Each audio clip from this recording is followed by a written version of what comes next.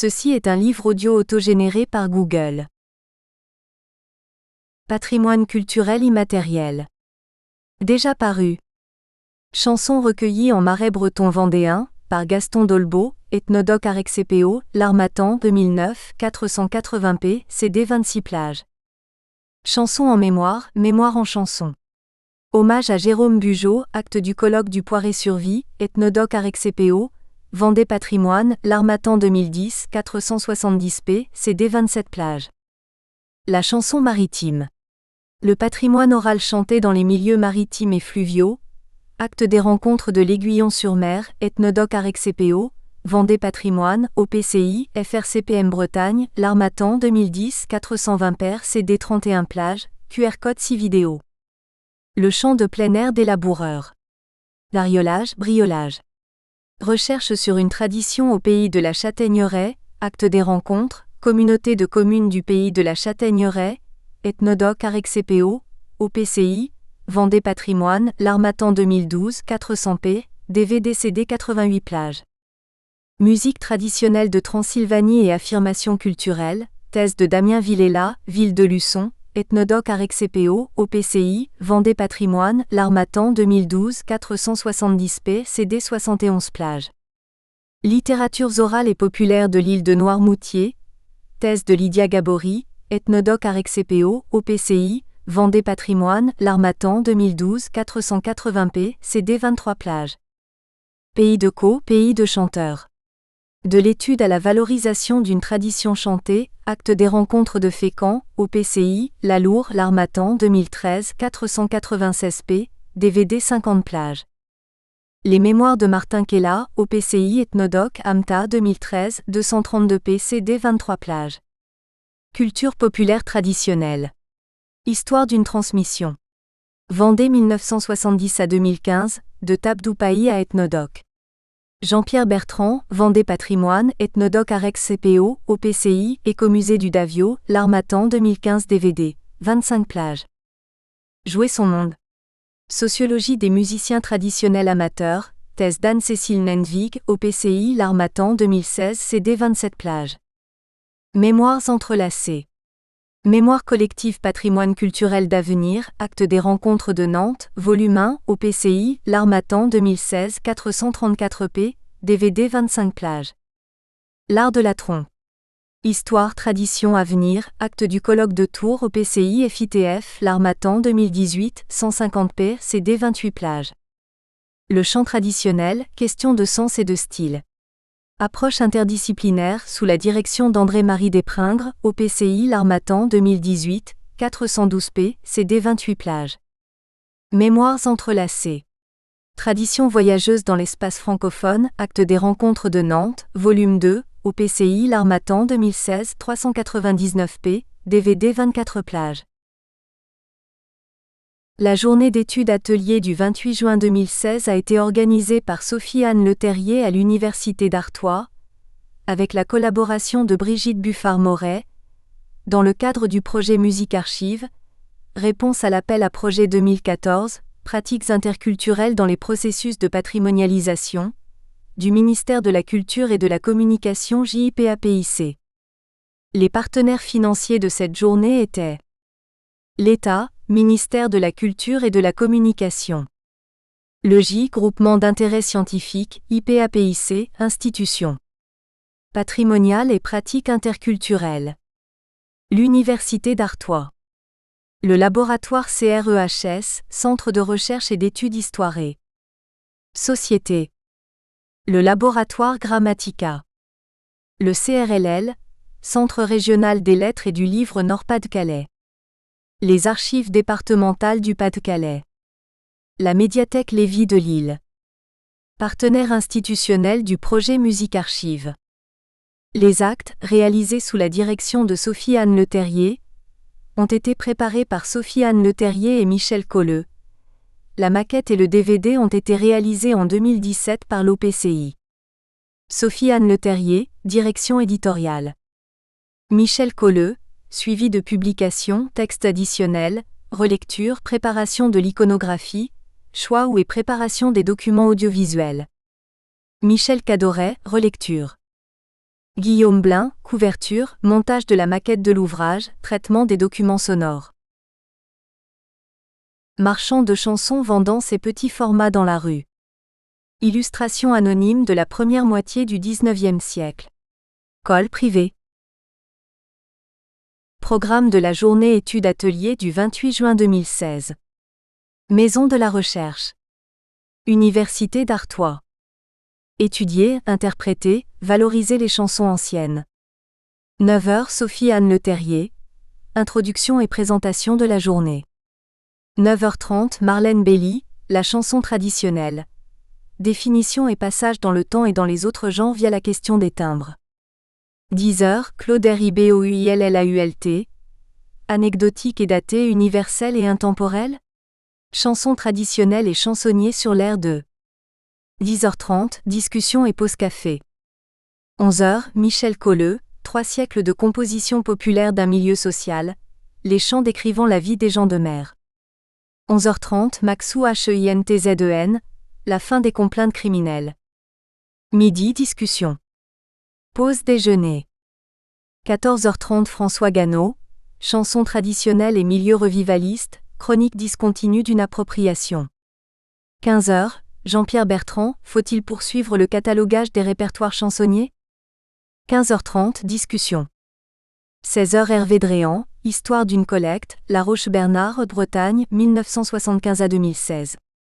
16h30 Philippe Boulfroy. Collecter et interpréter les chansons picardes, l'expérience d'acheteur. 17h Florence Launay et Françoise de Fanty, le travail du duo Tintorella. 17h40 Discussion et conclusion par Brigitte Buffardmort. Salle de spectacle Maison de l'étudiant, Arras. 18h-19h Audition de chansons en dialecte de Lille, recueillies dans le cadre du projet de recherche Musique Archive. Interprètes Marie-Hélène Bouller, Vincent Chevalier, Béatrice Coton, Hervé Dieval, Judith Fage, Bruno Richardot, Marie-Madeleine Vaillant, Jean-Claude Van Fletteren. Feuille volante, chanson présentée dans l'article de Sophie-Anne Le Terrier, que l'on peut entendre sur le CD joint en plage 25. Journée d'études-ateliers, étudier, interpréter, valoriser les chansons anciennes.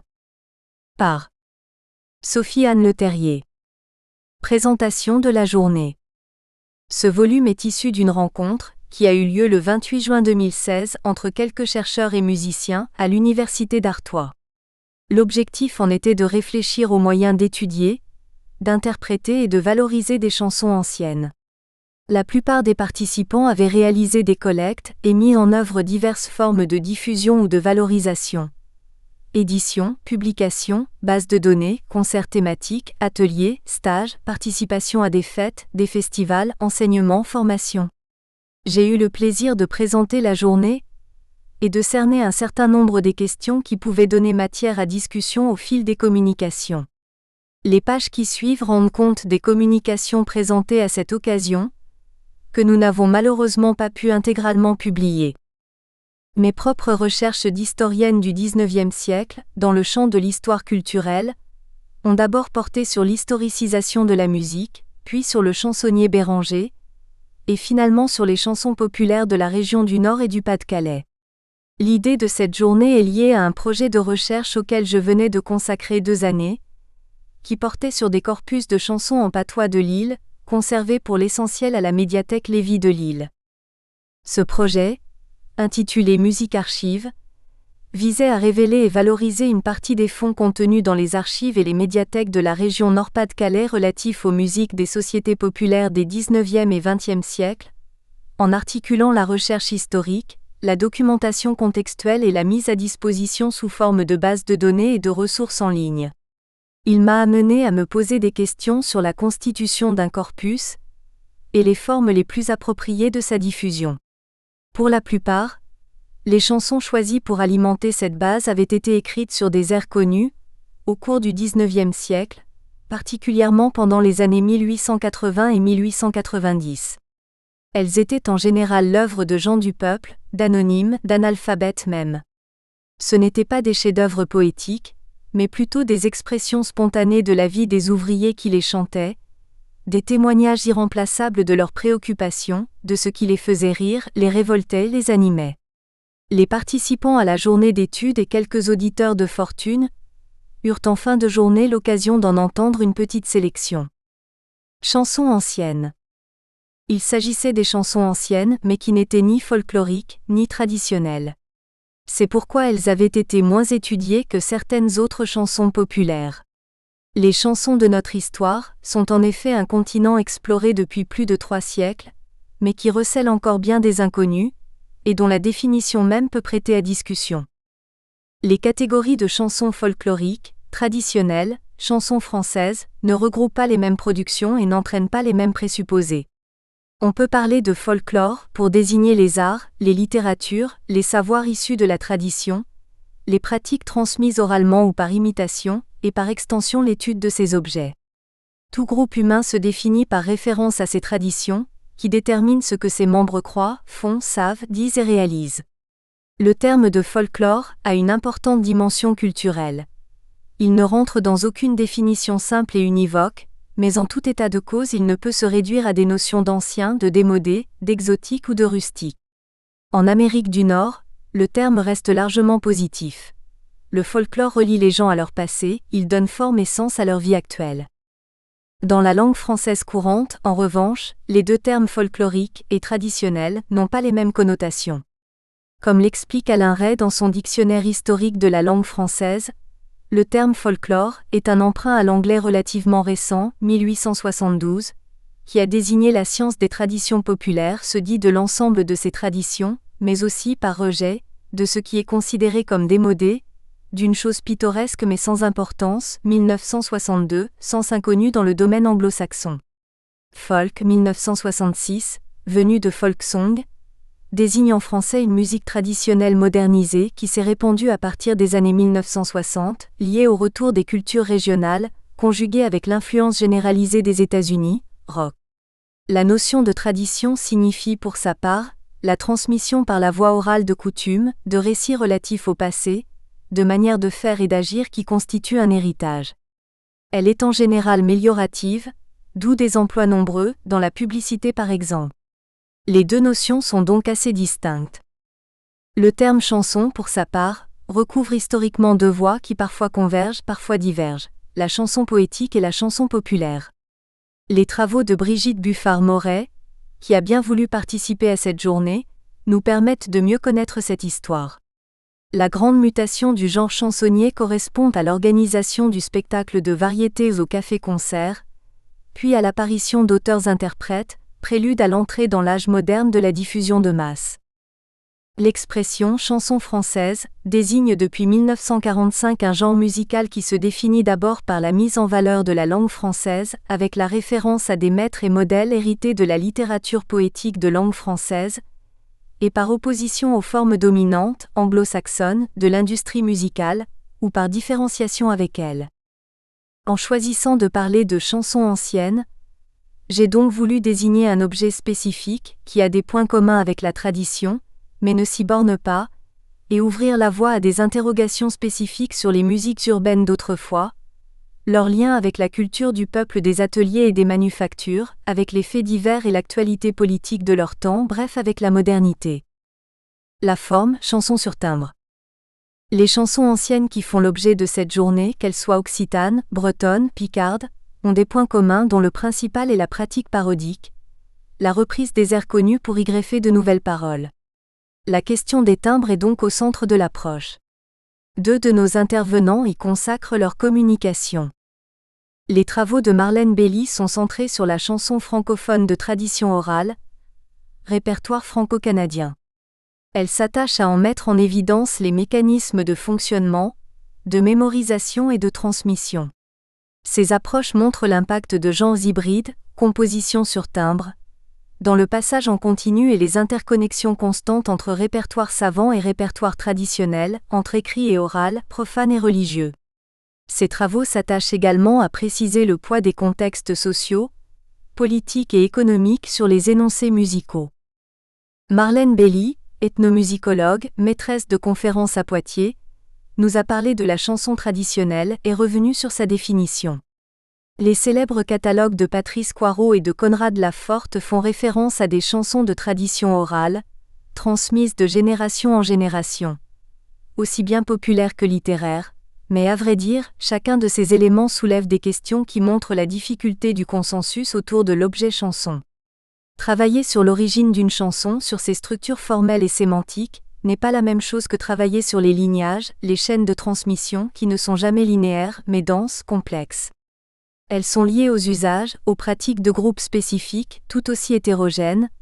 La paysannerie est une invention de chercheurs, et à une multitude d'intermédiaires de toutes sortes, colporteurs, saisonniers, missionnaires, gens de maison, etc. Le terme populaire est tout aussi ambigu et mouvant. Ce qui vient des villes a longtemps été exclu a priori des collectes, alors qu'il existe une culture partagée de la chanson, qui concerne aussi bien la bourgeoisie rennaise que certains villageois, par exemple, ce qui illustre la perméabilité des cadres. La transmission orale, enfin, n'est qu'un des modes de la circulation des chansons qui passe aussi par l'imagerie populaire, par la diffusion scolaire, pour ne pas parler des masses médias. La deuxième partie de son intervention a été consacrée au passage dans le temps et dans les autres genres via la question des timbres.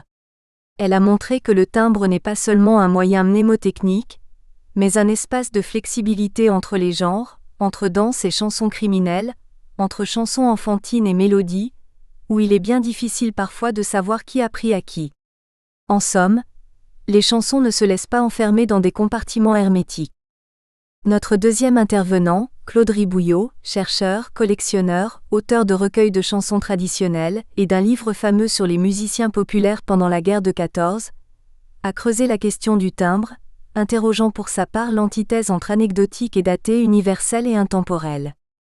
À partir d'exemples pris dans les enquêtes orales du Nord et de l'Ouest, dans les cahiers de chansons manuscrits et dans les feuilles volantes imprimées du XIXe et du XXe siècle, il a montré comment la chanson pouvait rendre l'anecdotique sensible et mémorable. Il a insisté particulièrement sur la première moitié du XXe siècle. La césure devient patente entre chansonniers populaires et chansons commerciales, mais celles-ci fournissent pourtant un authentique espace de création à cela. Il a précisé enfin comment le choix du timbre pouvait se décliner de trois façons, de l'usage simple d'un cadre métrique à la parodie et au pastiche. Un caractère d'ironie décapante peut résulter de ces détournements, entre récupération et résilience. Le contenu, chansons et actualité. Après avoir évoqué la forme musicale des chansons anciennes, nous avons parlé de leur contenu et de leur fonction. Dans la métropole lilloise, comme ailleurs probablement, la chanson a de nombreux usages. Elle peut être une chronique de la vie quotidienne, une fable en forme de morale, une œuvre de charité, un outil de propagande ou un simple divertissement. Les chansons ouvrières des années 1875 à 1900 sont un véritable catalogue des préoccupations de la population. Jeux, croyances, commentaires politiques, anecdotes sur la vie et les figures locales se mêlent aux plaisanteries sur les camanettes, les buveux, tandis que le travail n'est généralement qu'un arrière-plan. En l'absence de journaux pour le peuple, la chanson sert longtemps de chronique politique et judiciaire. Avant d'être dépossédée de ce rôle par la presse locale, le journal de Roubaix, elle est un véritable moyen d'information et de désinformation, rapportant l'actualité, notamment les faits divers sous la forme de complaintes, souvent très longues, qui retracent en détail les horribles forfaits des assassins et les douleurs de leurs malheureuses victimes, ou prennent au contraire le parti des justiciables contre une justice de classe. La complainte est initialement une pièce poétique, Rudebeuf XIIIe siècle, ou une chanson populaire à déroulement tragique, ayant pour thème les faits et gestes d'un personnage réel, Mandrin, Cartouche, ou légendaire, le Juif errant. Au XVIIIe siècle, la complainte relate notamment toute l'actualité de la Révolution, mort de Marat ou de la famille royale. Les assassins ou leurs victimes, tels Fualdès, Fieschi, Tropman, sont au siècle suivant les héros de nouvelles pièces. Jean-François Maxou Heinson, musicien, vielliste, membre de la Chavanais, par ailleurs auteur d'une thèse d'histoire sur les musiques discrètes et de nombreuses contributions sur les pratiques musicales populaires du XVIIe au XIXe siècle, consacre sa communication à ce genre. Il parle de la fin des complaintes criminelles et de la base de données qu'il construit à ce sujet. Il est courant de considérer que la complainte criminelle, indissociable du canard, est tombée en désuétude à partir du Second Empire. Maxou Heinson cherche à préciser cette chronologie en réalisant une base de données allant de 1869, l'affaire Tropman à 1945. Il insiste à la fois sur les problèmes inhérents à la constitution du corpus, sur les mutations formelles de la complainte, la géographie des crimes chansonnés et leur contextualisation, timbre choisi, forme, lieu d'édition spécialisé, moyens de diffusion, chronologie. Le sens, chanson, identité, patrimoine. Après avoir abordé la forme et le contenu de chansons anciennes, nous avons parlé bien sûr de leur sens. Les chansons évoquées sont rarement des chansons d'auteur, individuelles, personnelles, intimes. Elles sont l'expression d'un groupe social et sont profondément identitaires. Dans la métropole lilloise, les sociétés chantantes sont le fait de tout petits groupes. Quelques individus, parfois quelques dizaines d'individus. Ces sociétaires, associés avant la lettre, sont des camarades, qui habitent le même quartier et pratiquent les mêmes métiers, qui se retrouvent toutes les semaines dans un cabaret, presque toujours entre hommes, entre garçons, pour deviser, jouer, boire et chanter. La chanson naît et vit au cabaret, refuge de l'ouvrier entre le taudis et le bagne de l'usine. Elle parle patois, la langue de l'ouvrier.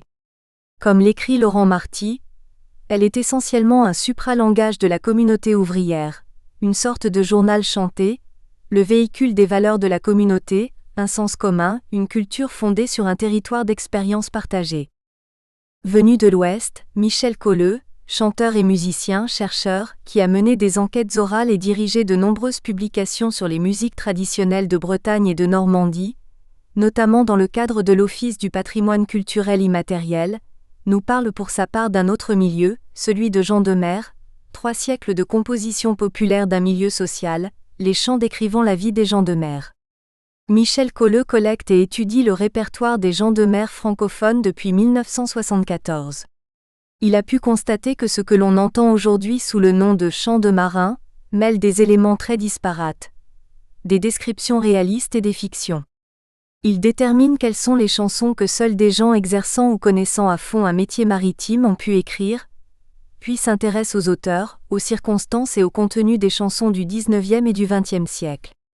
Il formule des hypothèses expliquant la création et la diffusion de ces chansons, à bord ou à terre, dans les ports, dans les conserveries. Bien sûr, la fin des terroirs, je me réfère au célèbre livre d'Eugène Weber, a profondément modifié l'aspect d'entre-soi des pratiques chansonnières d'autrefois. Aujourd'hui, les cultures musicales sont mondialisées, et même si les goûts musicaux caractérisent encore des générations, des groupes sociaux, elles ne sont plus aussi spécifiques. C'est du reste pourquoi les corpus musicaux, identifiés dans le cadre de la protection de patrimoine culturel immatériel, sont étrangers au domaine occidental moderne, ou limités à certains territoires circonscrits. Ainsi, les programmes européens POPID, Popular Music Heritage Cultural Memory and Cultural Identity, ne concernent pas la France, mais l'Autriche, la Slovénie, les Pays-Bas et le Royaume-Uni. La définition européenne des identités régionales et nationales se lie dans ses délimitations. Elle a largement déterminé l'étude historique des chansons anciennes. Étudier les chansons anciennes. Dans le triptyque proposé par cette journée d'études, étudier, interpréter, valoriser les chansons anciennes, étudier vient en premier pour des raisons chronologiques. Les premiers collecteurs de chansons, au XVIIIe et au XIXe siècle, se sont lancés dans l'aventure parce qu'ils voyaient dans ces textes les vestiges d'une littérature nationale antique, dont le peuple aurait été l'auteur. Philippe Martel, longtemps chercheur au CNRS puis professeur à l'Université de Montpellier III, a consacré sa thèse aux faits libres et travaille sur l'histoire sociolinguistique de l'espace occitan. Il devait évoquer pour nous les collecteurs du XIXe siècle en territoire occitan, partis à la recherche de la poésie populaire de leur territoire, mais n'a pas pu finalement être des nôtres. Aujourd'hui encore, une partie des actions concernant la chanson est justifiée par l'intérêt pour la langue et les formes de littérature. Ainsi, c'est dans le cadre du plan d'action pour le patrimoine écrit, lancé par le ministère de la Culture que le CRLL Nord-Pas-de-Calais a créé l'Auditorium Nord-Pas-de-Calais, réponse à l'appel à projet Patrimoine écrit 2012. Il s'agit d'un portail de recherche, de publication et d'éditorialisation de documents écrits, musique notée, manuscrite ou imprimée, ou sonore, musique enregistrée, qui présente aux professionnels et au grand public les ressources des bibliothèques offrant un intérêt local, régional ou patrimonial. Il est opérationnel depuis l'automne 2014. Parmi les collectes de chansons, rares sont celles qui concernent tout le territoire national, car la chanson est essentiellement locale, on l'a dit. Cependant, dans la mesure où la musique populaire est considérée comme la source de la poésie nationale, on est allé chercher le peuple dans ses contes, dans ses fables, dans ses légendes et dans ses chansons, le plus souvent d'ailleurs en occultant en tout ou en partie leur dimension sonore. On a traqué le génie national dans les traditions, conçues comme des archives de l'immémorial.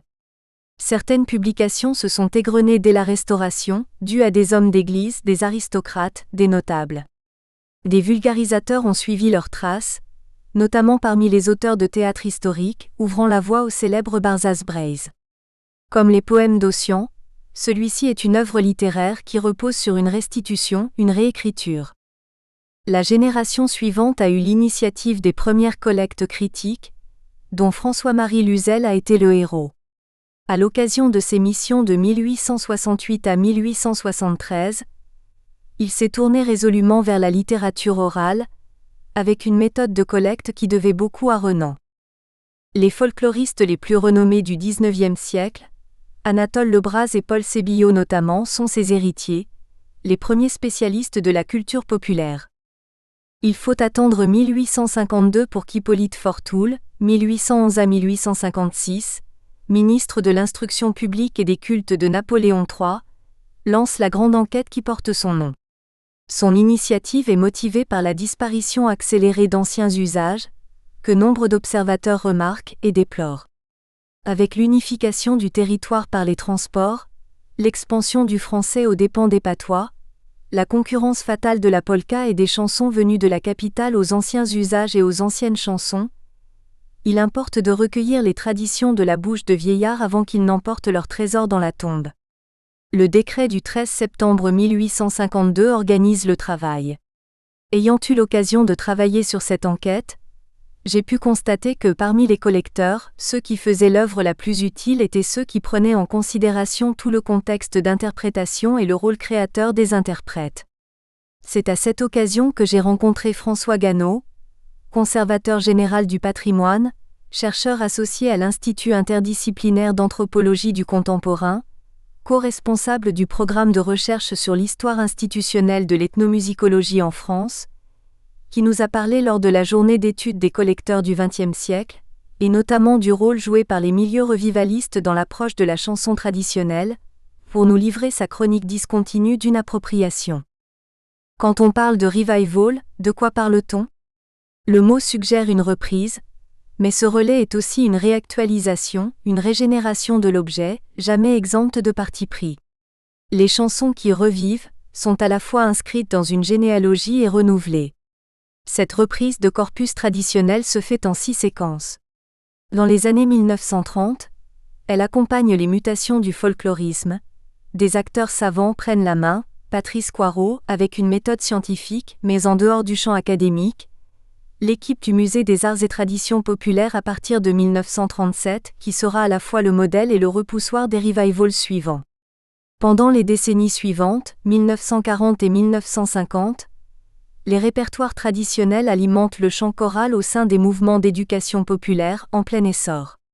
C'est alors que Claudie Marcel Dubois met en œuvre son programme d'enquête, dans une perspective muséale. Pendant les années 1960, sous l'étendard de la folk music, un folk song à la française distingue des textes au contenu revendicatif, remis en musique avec une grande variété stylistique. Au cours des années 1970 et 1980, une ethnologie sauvage conteste et concurrence la collecte menée par les ATP, dont le monopole éclate au profit d'un mouvement social de fond qui aborde le chant traditionnel dans une perspective bien différente. Elle invente une musique instrumentale qui passe par la scène ou par le bal. Dans les 30 dernières années enfin, 3 critères simultanés justifient les sélections opérées. L'appropriation au spectacle vivant sur une scène qui reste largement masculine, le contenu patrimonial, qui induit un archivage dont le contenu scientifique reste incertain, les pratiques de sociabilité qui accompagnent l'interprétation des chants, pépinières de nouvelles convivialités. La dimension identitaire des chants et leur caractère intergénérationnel explique le succès actuel de ces résurrections. François Gannot expose brillamment les déplacements induits par cette succession d'approches, dans les formes, musique instrumentale versus musique vocale, monodie versus polyphonie, et les liens de ces mouvements avec le contexte sociopolitique de chaque époque.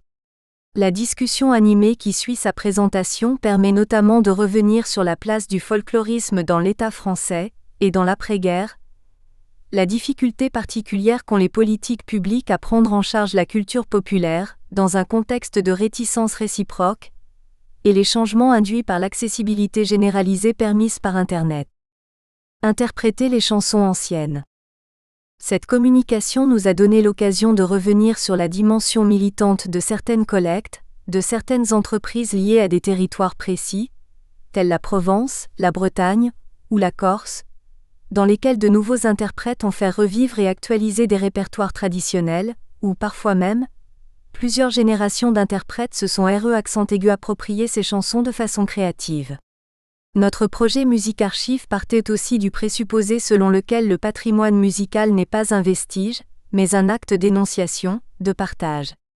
Les sociétés musicales actuelles ont donc tout à gagner à se réapproprier leur patrimoine, non pas pour le sanctifier pieusement, mais pour l'explorer, le mettre en jeu, le réinventer. Parmi nos invités, figuraient des interprètes qui partagent et illustrent ce point de vue, et qui ont accepté de nous faire part de leur expérience. C'est le cas de Maxou Heinson, qui s'est exprimé comme chercheur plutôt que comme vielliste, mais aussi de Florence Launay, Françoise de Fanty et Philippe Boulefroid, qui ont participé à notre journée comme interprètes essentiellement. Florence Launay, chanteuse lyrique et musicologue, spécialiste de l'histoire des musiciennes au XIXe siècle, et Françoise de Fanty, chanteuse traditionnelle, danseuse contemporaine et conteuse, forment le duo Tintorella qui fait revivre des chansons occitanes. Elles ont expliqué pourquoi elles ont choisi ce répertoire en dialecte languedocien central, comment elles ont réuni leur corpus, comment elles l'interprètent et le transmettent, en mettant l'accent sur les chansons de femmes, dont elles ont interprété pour nous quelques pièces.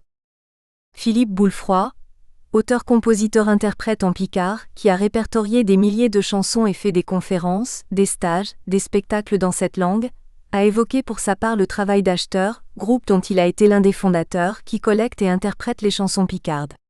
Ils nous ont permis de mieux saisir les ressorts, les difficultés, mais aussi les aspects enthousiasmants de ce genre d'aventure.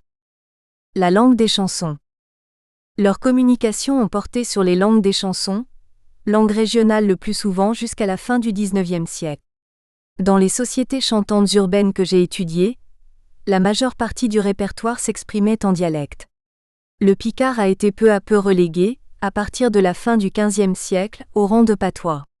Il est resté cependant très vivace dans le peuple, et a connu un regain d'intérêt à partir de la fin du XVIIIe siècle au sein des élites.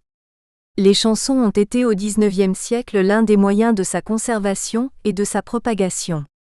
Si le renouveau littéraire picard s'amorce, de manière générale, dès le début du XIXe siècle et connaît ses premiers chefs-d'œuvre, dans le Nord sous le Second Empire, avec entre autres Alexandre Desrousseaux et son Petit Quinquin, c'est surtout dans les années 1900 qu'il se développe réellement en artois.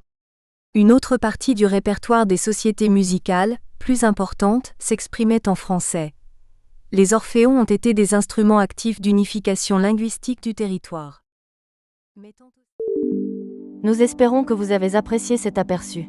Pour continuer à écouter ce livre audio sur Google Play Livres, utilisez le lien dans la description de la vidéo.